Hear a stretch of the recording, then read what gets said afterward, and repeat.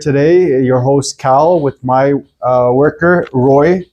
We're gonna basically be interviewing him today. Roy already knows what haircut I'd like, so let's get started. Ready? Yes, sir. Let's go, brother. How are you? I'm good, sir. How are you? How's everything? Bro, you are the most respectful barber I've ever worked with. I swear to God, man. You know, I gotta. Alex is fun. Alex is fun. You're the only one that calls me sir. You know. So to get started, you're basically a fifth generation barber. Yes, I am, sir. How how did you get started into barbering? If you don't mind me asking. It's just happened I was dropping my dad lunch, and there were a few old people sitting waiting for the haircut. Yeah. And since they got nothing to do, so one of the guy gave me a run, like asked me to do his hair, and I was actually 9 years old at that time. You were 9 years old, yeah. you were 9. 9, yeah.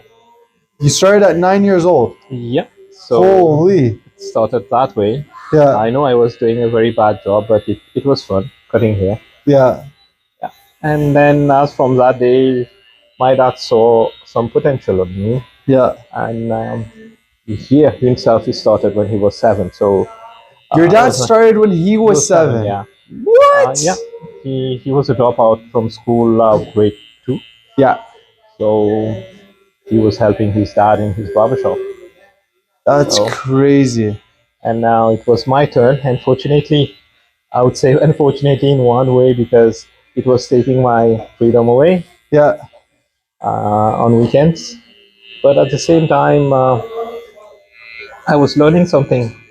Like we're paying lots of money to learn being a barber, Yeah. and it was free for me. That's crazy, So- man. My dad taught me that, and even told me like you can go anywhere in this world, Yeah. but people want to stop cutting hair, right? That's You will very still have a true. job. Yeah, that's very true. And now, a lot of people, they'll look at you and they'll, think you're Indian, right? And Yes. you are, but you're actually from an island, Yes, I am from Mauritius. Mauritius Island. Where's that located? It's actually in the southeast of Madagascar in the Indian Ocean. Right. So what would you say Mauritius is known for? As a dodo birds. The doo-doo birds. Yeah, That's crazy, man. this is where What- I'm from. When was the last time you actually went there? I was there in months of June and July. Yeah? Yeah, I took my son, he's 7. Yeah. He celebrated his 7 years old with all my family there. So it was his very first time meeting everyone. It was just fun. That's sick, man. But the haircut didn't stop. I had to do haircut as well there. So you went on vacation And I was still doing haircut. and you still unfortunately. went to, oh my God, that's so funny. And we got who? Your dad to thank for that? No, actually, we have a setup at home. Yeah. So now I had my dad, my cousins, like even neighbors came in asking me like how I want you to do my hair. That's so funny. Do you think your son's gonna be a barber as well? I will teach him. It's not like I'll give him all the freedom to learn. Yeah. If he wants to learn, it's good. If he doesn't, I can't force him, right? We are in Exactly. Canada, unfortunately. So when you first moved to Canada, you were actually situated in BC, no? Yes, I was. And how did you find British Columbia? What, Kelowna? No, I was in Langley. Landing. And how do you, comparing it to Calgary, what do you feel is like better? Well, since it's my very first months in Calgary, Yeah. so far so good. I'm actually enjoying it and enjoying being part of your team, Yeah. and I'm enjoying doing haircut the way that I was doing. Now, if you ask me to compare, it's getting so expensive in BC, Yes. so we decided to move here. And I feel like Calgary's slowly but surely stepping towards that direction as well. Oh yeah, it's booming, sir. Yeah, but I'm hoping to kind of get us all situated where we won't have to experience that effect of the inflation just quite, Oh yeah. What would you say, starting at 9 years old, man, that's crazy. Have you ever like had any serious like issues in the barbershop while working? Oh yeah, I was doing my I was doing a hot shave. Yeah. I remember I can even tell you the date. It was on 15th of August. Yeah, in 2019, sorry, 1994. Like we had a customer coming and like to celebrate the um, Mother Mary. It's kind of a we call it Assumption holiday. It's Yeah. for Mother Mary. It's a bank holiday. So even for bank holidays we're opening, Yeah. one guy came in asking me to do a shave. He was drunk, and while doing the other side of his cheeks, like when I was shaving him, Yeah. he ended up just walking up and move his hand. Oh. So as you know yourself, that have actually I cut him. Was it bad? It was so bad. Really, eh? Well, but thank God he didn't need any stitches. Oh my god, man. But I learned one thing: if someone is drunk, don't allow him to sit in the chair. Do not allow him to. Sure, it's Yeah. crazy. It's crazy. You know the owner Sam actually, he had a similar situation as yours where the guy was sleeping. Yeah. The guy was sitting in the seat actually, and he sneezed. Over. And Sam caught him really bad, man. So that was crazy, you know. Well, I won't say like I didn't get customer who was like who drunk Yeah. for haircut, but it was not But- that. Like I didn't even allow them to sleep. Yeah. I'd always like talk to them, make them like if they kind of snoring, just like Yeah. be gentle to them, talk to them, right? Oh, 100%, man. Yeah, it's for my safety firstly, secondly for for the customer as well. Right? Yeah. And it's crazy, like back home compared to here, man. Like, I remember my cousin was sitting in Lebanon in May recently, just passed, and he lit up a cigarette in the barber shop, and the guy said, "Hey, no smokes allowed." So my cousin gave him $10, and the guy's like, "Never mind, everyone's allowed smoking." Oh my You gosh. know what I mean? Here, someone can give me $1,000 to light up a cigarette in the barber shop, and No. it'd still be a no. Yeah. That doesn't change. Well, my dad was a non-smoker. Yeah. Well, he drinks at time, but I'm not a drinker, Okay. so I do smoke. So Opposite. I was actually waiting for my dad to be like home for lunch when I actually was working with him, Yeah. so that I get the chance to Go outside for a smoke. excuse me. Yeah, go outside for a smoke, but never in the shop. No. No. How old were you when you first started smoking? I started like when I moved. No, actually, I started when I was 21. You started smoking at 21. Okay, Yeah. that's a decent age. Better than, But it was like occasionally I was smoking, but Yeah. today, today's different. it's different. Do you feel like since working here, your smoking habits have decreased? Oh yeah, I would say like when I was in BC, I used to smoke like roughly a pack a day. Yeah. But working like by time I wanted to quit, Yeah. and like my son is growing up, so course, I man. never smoke in front of him. By the way, And you shouldn't. And Yeah. that's something I genuinely believe in, right? yeah. So growing up, I started smoking at the age of 16, and then I quit at the age of 21, and then I started again at the age of 23, and from 23 to 28, it was on and off, Mhm. and then I started smoking again at 29, almost every day, and then I quit at I quit at 30, Oh, wow. like full time, like officially quit. Like That's I threw awesome. out my shisha, I threw out my cigarettes, I gave away all my shisha tobacco. For those that don't know, hookah is also shisha. Yeah. So that's basically it, my friend. But I'm not a fan of smoking. I'm not a fan of the smell of smoke anymore. You know, shisha doesn't bother me too much. You know, but I don't, you know, I can't stand smoking, man. And I had a terrible experience in May when I was visiting Lebanon with my cousin, man. He was going through a rough patch and he Oh, was smoking like so much, man. Going through like 3, 4 packs a day. It was just disgusting, man. oh, jeez. And I kept on telling him, like, bro, like, you know, you gotta ease up. Like, it's not a solution, man. You But know, boss, one thing I can say, I am smoking maybe 2 or 3 cigarettes per day while working. yeah. Yeah. So But that's it. I don't feel like smoking going home. no, you Yeah. don't smoke at home at all, No, eh? no, no. See, bro, it's like, listen, you need like when you need a break, you need a break, right? And that's something I'll never take away from anyone working for me. You know, as you know, on Saturdays I try to make us food, Oh yeah. whether it's a barbecue, fish, um, burgers. You know, we're all here working together, and I feel like it's the right thing to do. You know. Mhm. Oh yeah, sir. You're actually doing awesome. Oh yeah. Yeah, and we're grateful. Like I work in Europe for 10 years as Yeah. a barber as well. Yeah, we had times where we could actually go to the pub Yeah. after work on Saturdays. Yeah.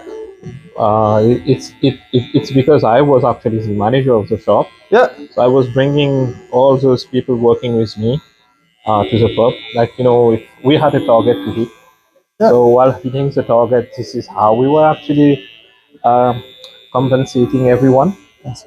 and at the same time having dinner and few drinks. I was not drinking again, so yeah, that's a very good gesture from your side Thank you, to Mama. to actually pump up your staff. Yeah. And yeah, we also I'm also very happy being part of your team too. Thank you. I'm really happy I have you. Speaking of being part of the team, Eddie, can you check the washroom, see if they're done? If they're done, fill up the hot towel machine, and then the rest of them throw them in the dryer, please. You know, I gotta like, you know, I feel like AY. What's going on, Mama? Still going? You know, shout out to my man that just typed to us, and then Alex is just being funny. You know, uh, I'm just happy that we're all, you know, this is the crew. Eddie, get in here. So everybody knows Alex. Yeah. This is our 15-year-old apprentice, Eddie. Hello. He's only 6 years late compared to Roy. But it's an amazing feeling to have such a strong team behind me. Eddie, you're good. It's such an amazing feeling to have such a stream behind me, working with me and helping me succeed. And I couldn't be more thankful for all you guys, honestly. You know, what's what's a crazy story you'd say you have from being a barber besides, you know, when you cut someone? What's the craziest haircut you've probably gotten? So far, well, I would say when I was learning, that was a very bad haircut. Yeah, I was lucky enough because even like when I was growing up, there were times when people wanted a haircut, and for the very first time you're doing someone haircut with long hair, yeah, you intend to make mistakes. So my dad was here, even my uncles were here to help yeah, in case if I'm making any mistake. So it's kind of it's kind of learning in process, right? You exactly. see where you actually they will ask you, do you think you made a mistake? If I did a mistake, They I expected have you to to own show up to it. yeah, I have to show them where I made that mistake Yeah, and why did you make that mistake. You have to have a reason for that. So is any way we can actually help you so that you don't make the same mistake next time? yeah, So yeah, that's one of those ways that I actually learned. that's crazy. I was lucky. If you're actually learning to be a barber or hairdresser, you never get the chance in school Yeah, that way. But if you have someone in the family who's on the same trade, so it's a big help, man. And do you feel like it was easy working with your father?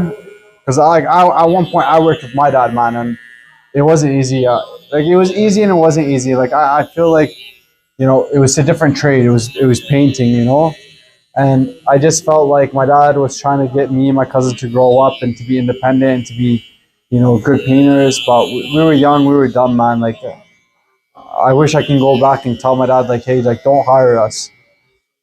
I had a very tough one. My dad never considered me a son while I was in his barbershop. Yeah, yeah, yeah. So I think that was a great way. He always wanted me being the eldest son, and even the eldest in the family, like grandson. He always wanted me to lead by example. Yeah. So the quickest I learned it, so that all my cousins, even my little brother, they could learn it from me, Really? and they had a very easy task. Yeah. Like I was giving them the freedom, like on weekends especially, they wanna go meet a girlfriend, they would go. But whereas while working with my dad, Yeah. I couldn't even tell my dad I'm gonna meet my girlfriend. Wow, eh? So that was one of those things. But thank God, my girlfriend, she understand that today she's my wife. Yes. So Oh wow, yeah, we've been together for about 26 years, that's crazy. and we got married in 2011. What would you say is the secret to a successful marriage? Because in today's society, um, divorce is no longer frowned upon like it was back in the day, right? Okay, if I tell you a funny way, Yeah. never share everything with your wife. Uh, that's true. I tried once, Yeah. and I was Oh. trying to be very, very, honest to her. Honest. I want to say honest, but like more like open and upfront. Right? Exactly. And she took it in a wrong way, and I paid the price. I had to order food. Man. Honestly, I'm very similar, but not to that extent. I'm very honest and open with my wife. Mhm. But the thing is, it's like I know what would upset my wife and I know what wouldn't. So the shit that upset her, I just keep it to myself. Like she doesn't need to know absolutely everything about my day, right? Yeah. But if I'm having problems, which recently, I've come across some problems with some individuals, Mhm. and I've been very upfront and honest with her about it. And I told her like, hey, like, if anything happens, like I gotta get put in a corner where I gotta defend myself, and she understands, and she's easygoing, Oh yeah. which is cool.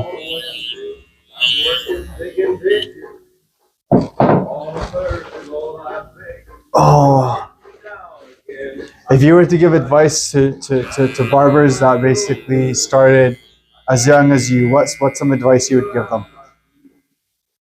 Well,